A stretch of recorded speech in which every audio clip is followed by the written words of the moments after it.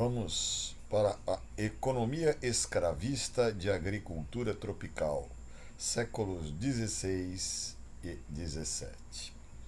Nos primeiros 7 capítulos da obra, na parte 1, né, o Celso Furtado dá um enfoque maior à questão da expansão marítimo-comercial europeia e do papel de Portugal nisso, né? Como Portugal vai ficar durante a era colonial, né? A ascensão, o desenvolvimento e o declínio do Império Português. Tá? O foco agora nos próximos capítulos são, vamos dizer, são 5 capítulos, né? O 8, 9, 10, o 11 e o 12. Eles vão cada vez mais se afunilar no território da colônia, no território do Brasil. Tá? Esse capítulo 8 que a gente vai ver agora, tá?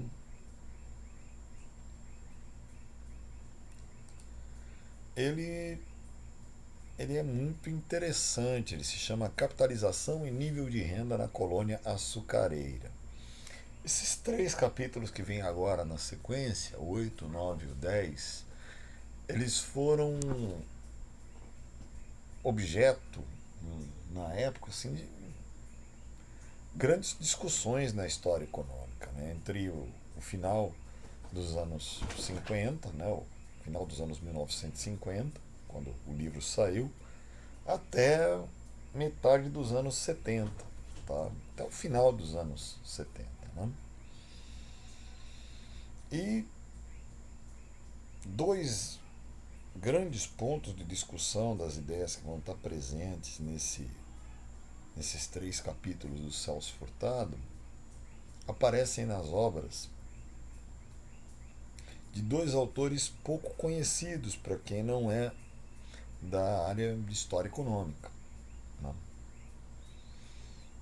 Um deles é o historiador Frederico Moreau, tá? Que vai estabelecer um debate muito interessante com algumas teses do Celso Furtado nesses capítulos. Né? Um debate de altíssimo nível. Tá? E também temos aí a discussão com uma das historiadoras econômicas mais importantes da nossa historiografia, pouco conhecida também, chamada Alice Maria Pfeiffer Canabrava. Tá? É, ela fez um levantamento de dados empíricos, né, sobre a lavoura açucareira no Brasil, que conseguiu montar uma massa crítica e analítica em que ela fez discussões bastante é, extensas com as teses do Furtado que estão presentes aqui. Tá? Outros autores que também gostam muito de discutir as teses que vão estar presentes nesses capítulos, especialmente a partir dessa parte 2, são a Maria da Linhares, evidentemente, o Caio Prado Júnior, né, que o pessoal já conhece mais, né, o Jacó Gorender, né, o Nelson Werneck Sodré, né, e muitos outros por aí. Tá?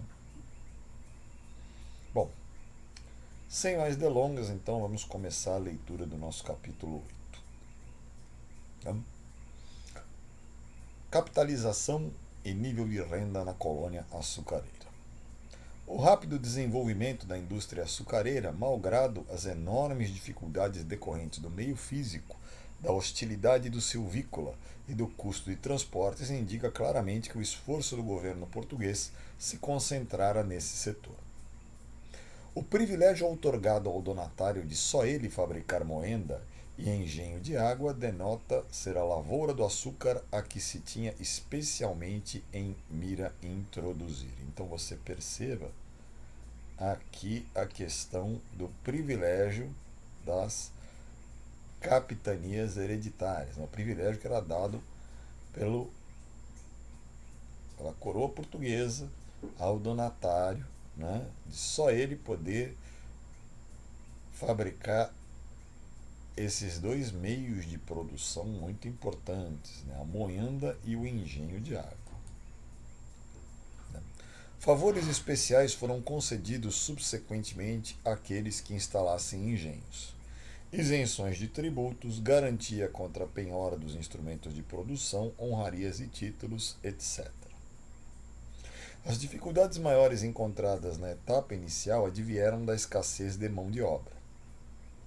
O aproveitamento do escravo indígena, em que aparentemente se baseavam todos os planos iniciais, resultou inviável na escala requerida pelas empresas agrícolas de grande envergadura, que eram os engenhos de açúcar. Aqui a gente entra num assunto que é um pouco tabu, né, dentro da historiografia. Né? Por que o indígena escravizado não se adaptou, né, à realidade produtiva da colônia? Né? É uma coisa muito interessante. A gente vai ver argumentos muito. Hoje a gente enxerga mais já no campo do humor. Né? Mas durante muito tempo alguns deles foram levados a sério e, claro, né, com um país que passou por 380 anos, 88 anos de escravidão institucionalizada, um livro escrito no final dos anos 1950 ainda traria traços involuntários, né, dessa visão extremamente detratora, né, de populações que, em última análise, foram escravizadas. Na verdade, o mal feito foi do escravizador, não foi do escravo. Não? Mas vamos lá. A escravidão demonstrou ser, desde o primeiro momento, uma condição de sobrevivência para o colono europeu na nova terra. Bom, olha o pano, né? Como observa um cronista da época, sem escravos, os colonos não se podem sustentar na terra. Com efeito, para subsistir sem trabalho escravo, seria necessário que os colonos se organizassem em comunidades dedicadas a produzir para autoconsumo, o que só teria sido possível se a imigração houvesse sido organizada em bases totalmente distintas. Pois é, gente. Eu sei que isso é praticamente involuntário, né, do Celso Furtado, mas eu estou quase ficando com pena dos colonos. Quase. Né? Quase. Aqueles grupos de colonos que, em razão da escassez de capital ou da escolha de uma base geográfica inadequada, encontraram maiores dificuldades para consolidar-se economicamente, tiveram de empenhar-se de todas as formas na captura dos homens da terra. A captura e o comércio do indígena vieram constituir, assim, a primeira atividade econômica estável dos grupos de população não dedicados à indústria açucareira. Captura e o comércio de indígena.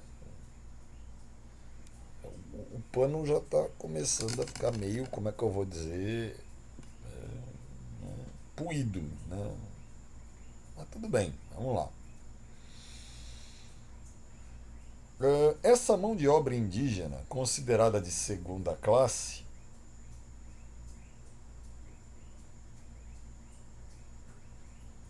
é que permitirá a subsistência dos núcleos de população localizados naquelas partes do país que não se transformaram em produtores de açúcar. Observada de uma perspectiva ampla, a colonização do século XVI surge profundamente ligada à atividade açucareira. Aí onde a produção de açúcar falhou, caso de São Vicente, o pequeno núcleo colonial conseguiu subsistir graças à relativa abundância da mão de obra indígena. Pois é, não se consegue achar serviçais produtivos. Né? O homem da terra não somente trabalhava para o colono, como também constituía sua quase única mercadoria de exportação. Contudo, não fora o mercado de escravos das regiões açucareiras e de suas pequenas dependências urbanas, e a captura destes não chegaria a ser uma atividade econômica capaz de justificar a existência dos colonos de São Vicente. Puxa, eu estou quase ficando com pena deles. Portanto, mesmo aquelas comunidades que aparentemente tiveram um desenvolvimento autônomo nessa etapa da colonização, deveram sua existência indiretamente ao êxito da economia açucareira. Olha, gente, eu vou dizer uma coisa. Até que comparado com a historiografia de época, historiografia coetânea, tá suave, tá? Não,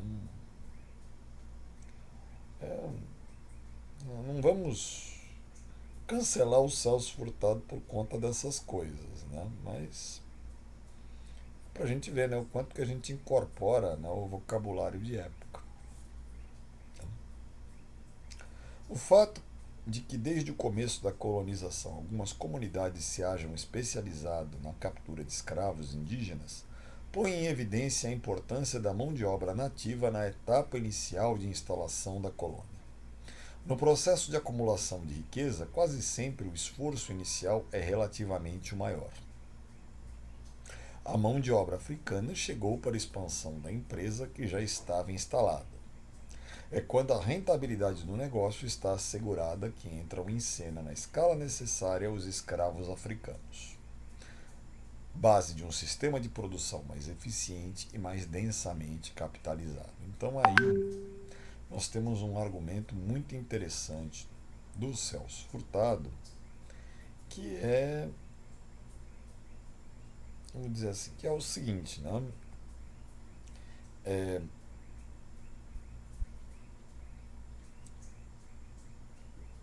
a atividade escravista representava ela mesma uma capitalização do nível de renda da economia colonial.